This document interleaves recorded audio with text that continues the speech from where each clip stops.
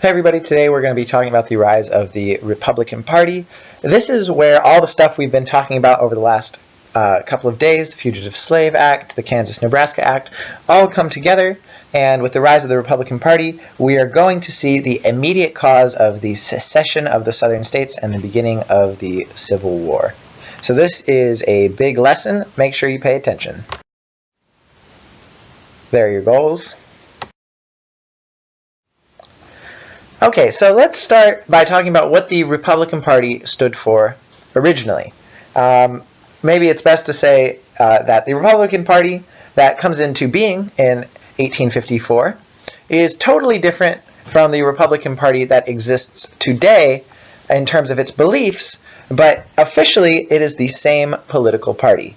But so what did the Republican Party believe in when it first came into existence? Well, its main issue was the opposition of slavery. And the Republican Party was formed out of a number of different parties and different groups that all disliked slavery. And so it combined a couple of different anti-slavery positions into a single political party. On one end, there were the radical abolitionists, and these guys wanted to immediately outlaw slavery without paying the slave owners. The gradual abolitionists wanted to slowly get rid of slavery over a long period of time, and they wanted to pay the slave owners for their loss. And the Free Soilers didn't necessarily want to get rid of slaves, but they did want to prevent slavery from spreading to any of the new territories. So all these different viewpoints who oppose slavery to some degree or another get together and they form this political party. So there are a number of different factors that led to the rise of the Republican Party, and we've already talked about the three big things that really helped the Republican Party to gain power.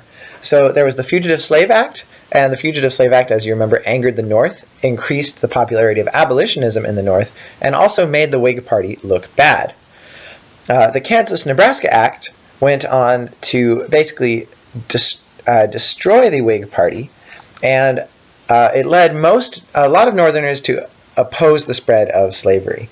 And the publication of Uncle Tom's Cabin by Harriet Beecher Stowe made abolitionist ideas really popular and widespread in the North. So those three things really helped the Republican Party to catch on in the North.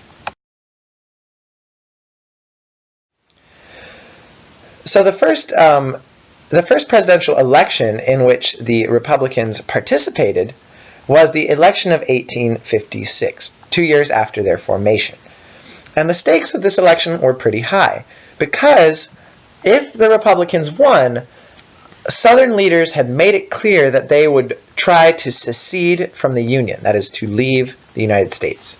And this would probably mean war, because the Northern states would probably not allow this, at least not without a fight. So this was a big election. And it was between James Buchanan, the Democrat, and John Fremont, the Republican.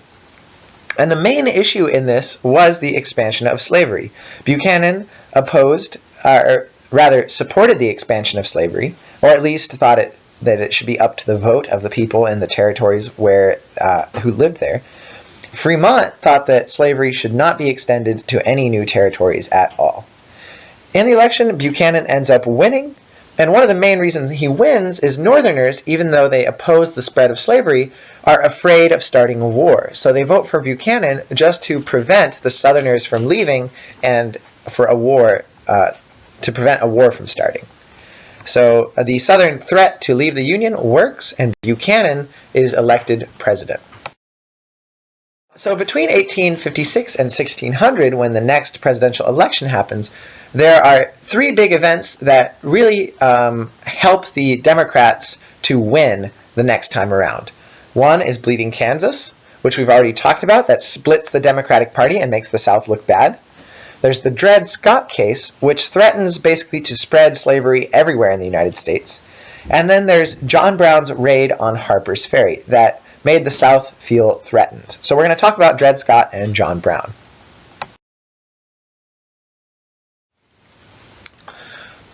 The Dred Scott case is one of the most important Supreme Court decisions in American history.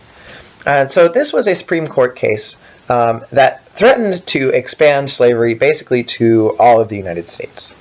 And the court case dealt with this situation in which Dred Scott, who was an enslaved black man, lived with his owner in Illinois, which was a free state, for 5 years. So basically his owner had brought him into Illinois, and Dred Scott had lived there for 5 years. When it came time for Dred Scott to return to the South with his owner, instead he sued for freedom. And he and his legal assistants argued that because Dred Scott had lived for 5 years in a free state, that he himself was now legally free. So this case went to the Supreme Court, and the Supreme Court decided that Scott was not actually free, because as a slave, he was considered to be property. And as property, he could be taken anywhere by his owner, even into free states. And this decision was a huge deal because it carried with it a lot of hidden meanings. And the major hidden meaning in this case was that basically no state was allowed to ban slavery. And what this meant was that slave owners could bring slaves anywhere they wanted to. And so this outraged the northern states, including many Democrats, many northern Democrats who thought that it should be up to the states whether they decided to ban or not ban slavery. And so this made the North really angry and added a lot of support to the Republican Party for the elections of 1860. So on top of the Dred Scott case, there was another event known as John Brown's raid on Harper's Ferry. So John Brown, you might remember him from the Bleeding Kansas video, was a radical abolitionist who believed in using violence to oppose slavery. And in Kansas, he was famous for abducting and murdering pro-slave people in Kansas by cutting them apart with a broadsword. So that's where he got his reputation from. But so he reappears after being in hiding for a while in Virginia with a plan to organize and lead a slave rebellion in order to overthrow Southern slave owners.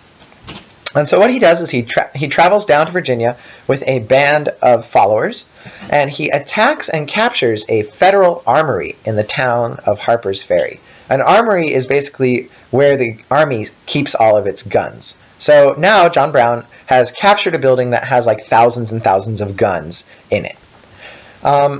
John Brown, though, is eventually surrounded in the armory and captured by the U.S. Marines, and he is later executed for treason. So even though John Brown does not succeed in his attempt to start a slave rebellion, he does succeed in destroying all of the remaining trust left between the northern and the southern states.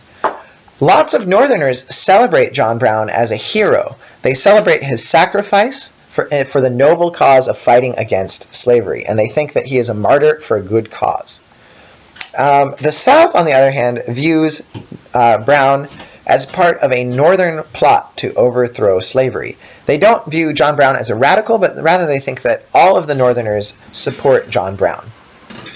And so this leads to total distrust between the North and the South, and basically destroys any chance for the North and the South to work together or to come up with some kind of lasting deal on the issue of slavery.